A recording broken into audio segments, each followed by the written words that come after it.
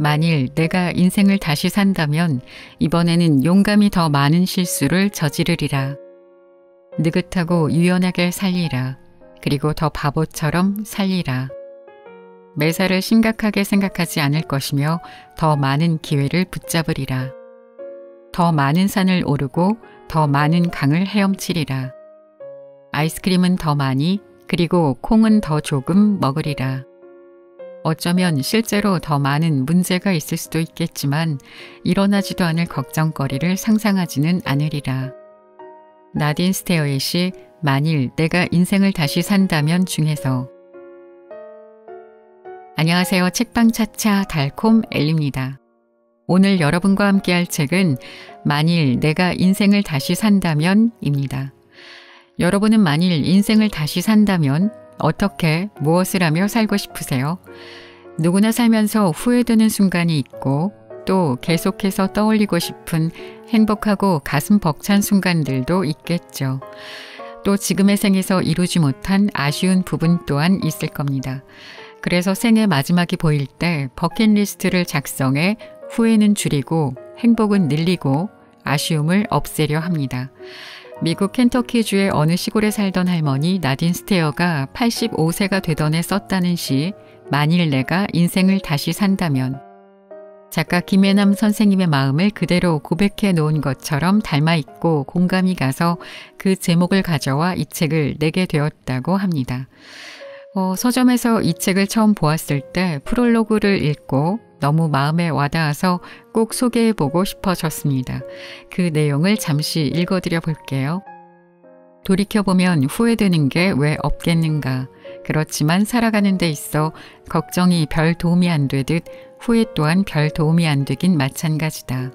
그럼에도 한 가지 후회하는 게 있다면 인생을 너무 숙제처럼 해치우듯 살았다는 것이다.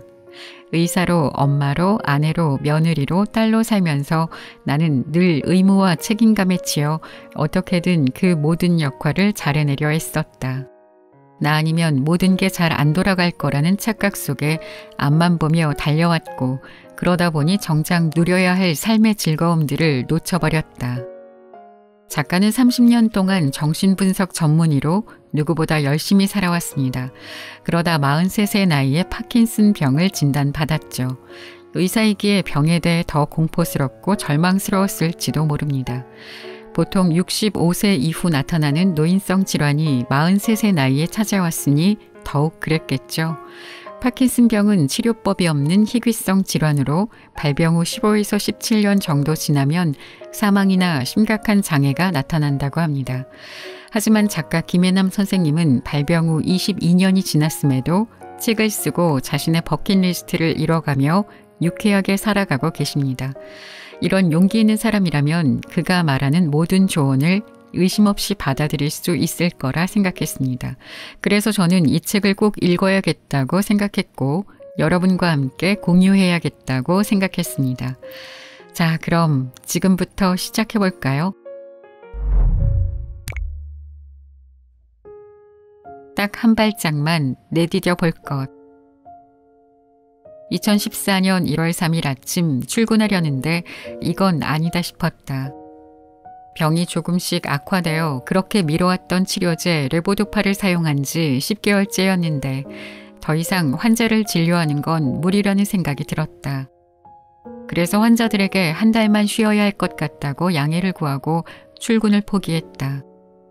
첫 아이를 유산하고 어렵게 두 아이를 낳고 키우는 와중에도 결코 포기한 적이 없는 출근을 내려놓은 것이다. 하지만 바람과는 달리 증상은 더욱 악화되었고 결국엔 병원 문을 닫고 체질 개선과 요양을 목적으로 제주도에 내려갔다.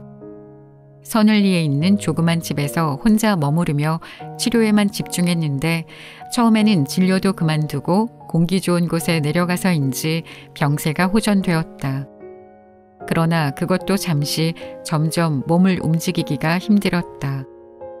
레보도파 약효의 지속시간이 3시간밖에 안 돼 하루에 반 정도는 누워서 약 먹을 시간이 되기만을 기다려야 했고 땀이 비오듯 쏟아져 하룻밤에도 옷을 3번 정도 갈아입어야 했다. 게다가 약 기운이 떨어지면 자율신경계가 깨져서 심박동수가 120을 넘고 몸을 움직일 수가 없어 돌아 눕기도 힘들고 이불이 무겁게 느껴져서 발로 차느려고 해도 다리가 뻣뻣해 그것도 여의치 않았다. 다리를 1cm 옆으로 옮기는 것조차 내 마음대로 되지 않았던 것이다. 누군가 파킨슨병을 묘사할 때 온몸을 밧줄로 꽁꽁 묶어놓고는 움직여보라고 하는 것이나 마찬가지라고 했는데 그 상태를 직접 경험하는 것은 커다란 고통이었다. 가장 큰 문제는 화장실이었다. 파킨슨병 환자들의 경우 소변이 금방 마려워 화장실에 자주 가는데 밤에도 예외는 아니다. 겨우 눈을 붙였는데 소변이 마려워 잠을 깨고 화장실에 갔다 오면 한두 시간 잠들었다가 다시 화장실에 가는 일이 반복되었다. 그날도 그랬다. 새벽 1시쯤 소변이 마려워 눈을 떴다. 힘겹게 일어선 다음 화장실에 가려고 발을 떼는데 몸이 앞으로 쏠리면서 꽈당 넘어질 뻔했다. 분명 내 다리인데 내 마음대로 움직여지지가 않았던 것이다. 화장실이 바로 코앞에 있는데 도저히 거기까지 갈 수가 없었다. 땀을 뻘뻘 흘리며 화장실 쪽을 바라보며 움직이려다 앞으로 넘어지길 몇 번. 이대로 주저앉아 오줌을 싸버릴까 싶었다. 다 큰 어른이 바지에 오줌을 싸게 될 줄이야. 비참하고 고통스러운데 집에 나 혼자뿐이니 더 막막했다. 그러다 화장실 문을 바라보는 대신 발을 가만히 쳐다보았다. 그리고는 발을 한 발짝 천천히 떼었다. 신기하게도 발이 움직여졌다. 발을 쳐다보면서 다시 한 발짝 움직였다. 그렇게 한 발짝 한 발짝 나아가다 보니 어느새 화장실에 도착해 있었다. 보통 때면 2초 만에 갈 수 있는 화장실을 가는데 5분 넘게 걸리긴 했지만 도착해서 볼일을 봤으니 그러면 된 것 아닌가. 아, 한 발짝이구나. 내가 가려는 먼 곳을 쳐다보며 걷는 게 아니라 지금 있는 자리에서 발을 쳐다보며 일단 한 발짝을 떼는 것. 그것이 시작이며 끝이다. 그렇게 한 발짝 한 발짝 내딛는데 집중하다 보면 어느새 목적지에 도착해 있는 나를 발견하게 되는 것이다. 흔히 높은 계단을 오를 때 저 위를 보고 가면 못 올라간다는 말이 있다. 분명 많이 올라왔는데 계단 끝까지 가려면 아직도 멀었다는 사실에 절망하여 주저앉게 되기 때문이다. 주저앉아 언제쯤 저 끝까지 갈 수 있을까 생각하다 아예 올라가기를 포기하게도 된다. 그러나 도저히 못 갈 것 같은 순간에도 발을 쳐다보며 한 발짝 떼는 것은 언제든 가능하다. 그리고 계단 끝을 보며 올라갈 때는 힘들다는 소리가 절로 나오고 올라가는 일 자체가 고통스러운데 신기하게도 발을 쳐다보고 한 발짝을 떼는데 집중하면 힘들다는 생각이 들지 않는다. 온 신경이 그저 한 발짝을 내딛는 데만 집중되기 때문이다. 선생님, 한 발짝을 떼는 것은 쉽죠. 그런데 만약에 그 길이 아니면 어떡하죠? 잘못된 길인 줄 모르고 한 발짝 한 발짝 열심히 갔는데 낭떠러지에 도착하면 어떡하느냐고요. 어느 환자가 볼멘 소리로 나에게 했던 말이다. 내가 몇 년 동안 진료를 맡았는데 병 때문에 도저히 진료가 불가능해서 다른 의사를 소개해 주자 그는 나에게 울면서 전화를 했다. 선생님, 그 의사 선생님이 저한테 맞는 치료자일까요? 저를 도와줄 수 있는 분이 맞느냐고요. 만약에 아니면 어떡하죠? 나도 모른다고 대답했다. 그와 치료자가 맞을지 안 맞을지는 둘이 서로 만나서 치료를 진행해봐야 알 수 있기 때문이다. 내 딴엔 미안한 마음에 최대한 그와 잘 맞을 것 같은 치료자를 연결해줬지만 내 생각이 틀릴 수도 있다. 만약에 잘 맞으면 계속 그 의사 선생님과 치료를 진행하면 되고 안 맞으면 다른 치료자를 찾아가면 되죠. 그런데 지금처럼 울면서 아무것도 하지 않으면 당신의 상태가 더 나빠질 거라는 건 확실해요. 정말 미안하지만 내가 더 이상 당신을 진료할 수 있는 상황이 아니니까요. 이 길이 맞을까 저 길이 맞을까. 우리는 늘 선택의 기로에 서게 된다. 그런데 분명한 것은 어떤 길로 가는 게 맞을지는 모르지만 걸어간 길을 내 것으로 만드는 것은 나의 몫이다. 배우자를 찾는다고 했을 때 그가 나와 맞을지는 누구도 모르는 거다. 연애할 때는 괜찮았는데 막상 결혼하고 보니 안 맞을 수도 있다. 그럼에도 배우자를 내 남편 혹은 내 아내로 만들어가는 건 내 몫이다. 물론 선택한 길이 틀릴 수도 있고 최선을 다했는데도 낭떠러지에 도착할 때도 있을 것이다. 하지만 그게 두려워 한 발짝도 떼지 않으면 영영 아무 데도 못 가게 된다. 그리고 내 경험상 틀린 길은 없었다. 실패를 하더라도 실패로부터 무언가를 배우면 그것은 더 이상 실패가 아니었고 길을 잘못 들었다 싶어도 나중에 보면 그 길에서 내가 미처 몰랐던 것들을 배움으로써 내 삶이 더 풍요로워졌다. 때론 내 뜻대로 흘러가지 않는 인생 때문에 화가 난 적도 있지만 분노의 힘이 나를 살게 한 적도 있다. 그러므로 가장 빠른 직선 코스로 가야 한다는 강박관념만 버린다면 한 발짝을 떼는 것에 대해 두려움을 가질 이유는 없다. 남보다 빨리 목적지에 도착해봐야 그 기쁨을 같이 나눌 사람이 없다면 오히려 그게 더 슬픈 일이다. 그러니 어떤 순간에도 삶을 포기하지 말고 용기 내어 일단 한 발짝만 내디뎌 보라. 나는 화장실에 가기까지 5분이 걸렸지만 도착한 순간 해냈다는 기쁨에 환호성을 질렀다. 당신이 누구든 어떤 상황에 있든 한 발짝을 내디딘 순간 알게 될 것이다. 용기 내기를 참 잘했다는 것을. 어른으로 산다는 것에 대하여. 7살 난 꼬마는 빨리 자라서 어른이 되고 싶었지만 어떻게 해야 되는지 몰랐습니다. 꼬마는 엄마의 하이힐을 신어보았지만 뒤뚱거리다 그만 층계에서 넘어지고 말았습니다. 꼬마는 더 많이 먹으면 빨리 자랄 거라고 생각했습니다. 그러나 잔뜩 먹었더니 배만 아팠습니다. 꼬마는 엄마의 화장품을 얼굴에 바르고 액세서리로 치장도 해봤습니다. 그래도 엄마같이 되지는 않았습니다. 어느 날 할머니를 만나 물어보았습니다. 어떻게 해야 어른이 되나요? 기다려봤니? 아니요. 꼬마는 기다리고 기다리고 또 기다렸습니다. 그리고 드디어 어른이 되었습니다. 그러나 어른이 된 뒤 꼬마는 다시 어린아이로 되돌아가고 싶었습니다.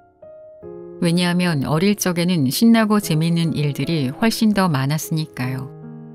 아이들은 빨리 자라 어른이 되고 싶어 한다. 그래서 어른처럼 입고 어른처럼 행동하며 빨리 어른이 되고 싶어 한다. 그러나 어른처럼 옷 입거나 치장하고 어른들의 행동을 아무리 흉내내도 아이는 아이일 뿐이다. 어른이 되기 위해서는 기다려야 한다. 그 기다림의 시간 동안 많은 일을 만나고 더 넓은 세상과 부딪히게 된다. 그 속에서 좌절과 실망을 경험하고 세상은 그리 만만하지 않으며 어른들이 그다지 힘이 센 것도 뭐든지 할 수 있는 사람도 아니라는 사실을 깨닫게 된다. 살아오면서 어른이 되었구나 느꼈던 순간은 언제였을까? 주민등록증을 처음 손에 쥐었을 때, 꼬박꼬박 받던 용돈이나 세뱃돈이 뚝 끊겼을 때, 더 이상 학생이라는 말을 듣지 못할 때, 공중목욕탕에서 욕조 안의 물이 시원하게 느껴질 때, 세상은 내 맘대로 되지 않는다는 걸 알았을 때, 어릴 적 꿈이 가물가물해질 때, 어른이 된다는 것은 스스로 선택하고 결정하고 책임져야 하는 무거운 현실의 짐들을 등에 짊어지는 것이다. 그리고 주어진 현실 안에서 자신이 원하는 것을 얻을 수 있는 지혜와 기술을 익히는 것이다. 어릴 때는 되고 싶은 것들이 참 많다. 크게 성공해서 사람들이 우러러보는 화려한 모습을 상상하기도 하고 때론 모든 것을 희생하며 헌신하는 테레사 수녀 같은 성자의 모습을 상상하기도 한다.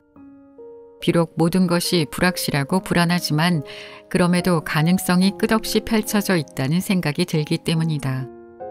그러나 어른이 된 실제 모습은 꿈꾸던 것과는 차이가 많다. 어른이 된다는 것은 그 꿈과 현실 사이의 차이를 인정하고 고통을 이겨내는 것이다. 그렇다고 어른이 된다는 것이 아이 때의 달콤했던 모든 것이 사라져 버린다는 뜻은 아니다.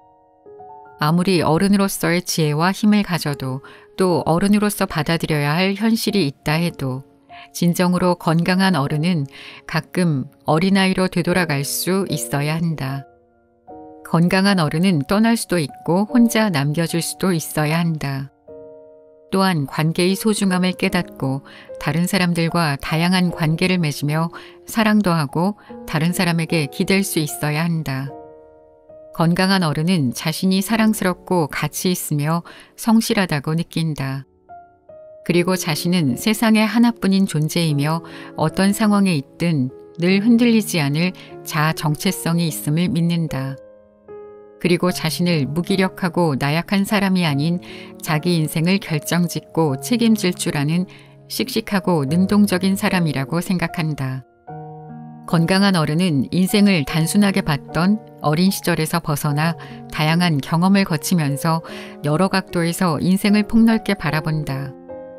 또한 자신의 의견과 반대되는 것도 중요한 진실이라는 것을 깨닫는다.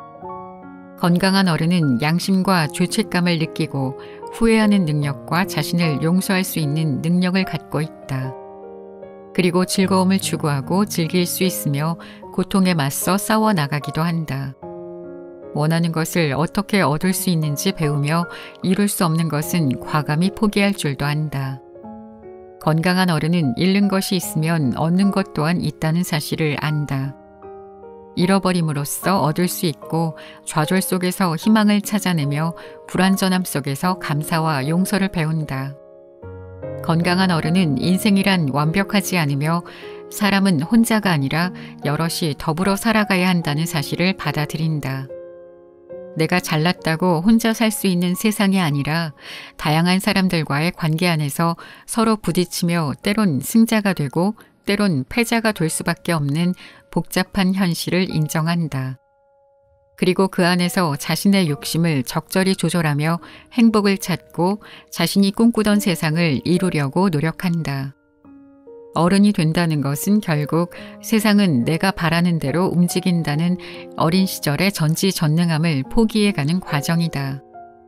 그리고 무엇이든 가능할 것만 같았던 어린 시절의 꿈을 떠나보내는 과정이다. 또 어떤 잘못도 용서받고 어떤 나쁜 일이 일어나도 누군가 해결해 줄 것이라는 어릴 적의 기대를 포기하는 과정이다. 무엇이든 원하는 대로 이루어지는 세상, 어떠한 위험도 없이 안전하게 보호받는 세상, 어린아이의 순진무구함 그대로 즐겁게 지낼 수 있는 세상은 무조건 나를 사랑해주고 받아주는 다른 사람들을 필요로 한다. 그런데 우리 삶에서 그런 세상이 허락된 건 아주 잠깐뿐이었다. 바로 아기였을 때다. 그 시절 엄마는 내가 필요로 할 때 늘 내 곁에 있으면서 무한한 사랑을 베풀어 주었다. 그리고 그때는 내가 웃기만 해도 사람들이 행복해했고 내가 물을 엎질러도 그건 나를 위험한 상황에 있게 한 어른들의 책임이었다. 그 시절의 행복이 너무 커서일까? 사람들은 나이가 적든 많든 마음속으로 그 시절의 행복이 다시 돌아오기를 꿈꾼다. 어른으로 살면서 어린 시절을 그리워하는 이유다. 하지만 더 이상 그런 시간은 돌아오지 않는다. 그러나 어른이 되어 살다 보면 알게 된다. 내가 바라는 대로 되지 않는 세상에 적응하고 꿈과 현실의 균형을 잡아가는 과정을 겪는 것이 그렇게 슬픈 것만은 아니라는 사실을. 오히려 수많은 한계 속에서 선택하고 만들어가는 내 인생이 얼마나 소중한가를 말이다. 그냥 재미있게 살자고 마음먹었을 뿐이다. 요양차 제주도에 머물 때의 일이다. 지인과 이중석 거리를 걷고 있는데 어디선가 음악 소리가 들려왔다. 아버지와 아들이 기타와 바이올린을 연주하고 있었다. 사람들이 모여 있었지만 다들 무표정한 얼굴로 음악을 들을 뿐이었다. 그런데 우리는 연주가 끝날 때마다 브라보를 외치며 박수를 쳤다. 우리 둘의 응원이 통했는지 구경만 하던 사람들도 박수를 치기 시작했고 점점 더 많은 사람들이 모여들었으며 두 연주자의 얼굴은 밝아지면서 더욱 열정적으로 연주를 했다. 바이올린을 켜는 아들이 얼마 전 여자친구와 헤어졌다며 그때 많이 연주했던 음악을 들려주겠다고 했다. 우리는 또 외쳤다. 잘 헤어졌어요. 더 좋은 여자 만날 거예요. 좌중은 웃음바다가 되었고 아들은 활짝 웃었다. 사람들은 연주에 맞추어 노래를 불렀고 그날의 연주는 해가 저물도록 끝날 줄을 몰랐다. 누가 길거리 공연을 하나보다 하고 지나칠 수도 있었다. 그냥 몇 곡 듣고 잘하네 혼자 생각할 수도 있었다. 그런데 호응해주고 감탄해주면 그 순간의 즐거움은 몇 배가 된다. 간단한 몇 마디로 몇 배의 행복을 느낄 수 있다니 세상에 이만큼 남는 장사가 어디 있겠는가. 사실 이는 모두 그날그날의 재미를 잃지 않으려는 내 노력들이다. 우리의 일상은 쳇바퀴처럼 굴러간다. 특별한 일도 재미있는 사건도 별로 없다. 게다가 나 같은 경우 좋았다 나빴다 반복하는 병을 죽을 때까지 안고 살아가야 하기 때문에 매일 삼시세끼 약을 챙겨 먹고 운동을 하고 고기류를 아예 먹지 않는 등 병을 이겨내기 위한 노력을 쉼없이 해야 한다. 그래서 가끔은 정말 지칠 때가 있다. 특히나 고통이 가시기는커녕 심해지는 날엔 아무리 마음을 다잡으려 해도 우울해지기 십상이다. 하지만 그럴 때조차도 고통스럽다 생각하며 누워만 있는 것보다는 소소한 삶의 재미를 만들어가는 것이 훨씬 좋았다. 일어나서 하고 싶은 일들을 생각하고 또 그걸 어떻게 하면 더 재미있게 할 수 있을지 떠올리는 것만 해도 좋았으니까. 컨디션이 좋은 날엔 예쁜 옷을 꺼내 입고는 외출을 하고 컨디션이 안 좋아 누워있는 날에도 키우는 꽃과 나무에 새로 핀 잎사귀는 없는지 살펴본다. 내 재미 목록 중에는 사진도 들어있다. 원래 사진 찍기를 좋아해서 나는 여행 가면 늘 찍사를 맡았다. 그런데 우연히 찍은 물방울 사진을 크게 확대해 인화해 봤는데 물방울 안에 온 세상이 비춰져 담겨 있음을 발견했다. 이렇게 작은 물방울 안에 내가 미처 발견하지 못한 세상이 있구나. 그때부터 나는 물방울 사진 찍기에 취미를 붙였다. 온갖 물방울들이 내 눈에 포착되었다. 아스팔트 사이에 고인 빗물부터 꽃잎에 맺힌 이슬까지 찍어도 찍어도 소재가 고갈되지 않으니 참 신이 났다. 그리고 사진을 찍으면서 또 한 번 깨달았다. 세상은 내가 보고 싶어하는 만큼 보여준다는 걸. 그러니까 재미있게 살고자 마음먹은 사람에게 이 세상은 재미투성이라는 걸. 나이를 먹을수록 대부분의 사람들이 사는 게 별로 재미가 없다고 말한다.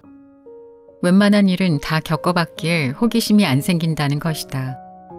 먹고 싶은 것도 별로 없고 하고 싶은 것도 별로 없다면서 뭐 신나는 일 없냐고 묻는다.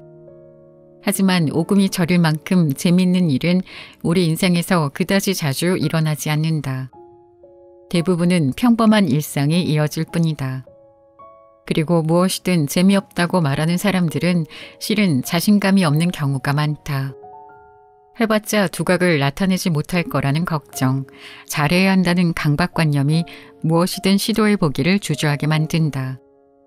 그 결과 그들은 어떤 일에도 쉽사리 호기심을 갖지 못한다. 하지만 그렇게 걱정하는 동안 우리는 그날 누릴 수 있는 진짜 재미를 놓쳐버리고 만다. 우리가 하는 걱정의 40%는 결코 일어나지 않을 일이고 30%는 이미 일어난 일들에 관한 것이며 22%는 아주 사소한 걱정들이고 4%는 우리가 전혀 손쓸 수 없는 일들에 관한 것이라고 한다.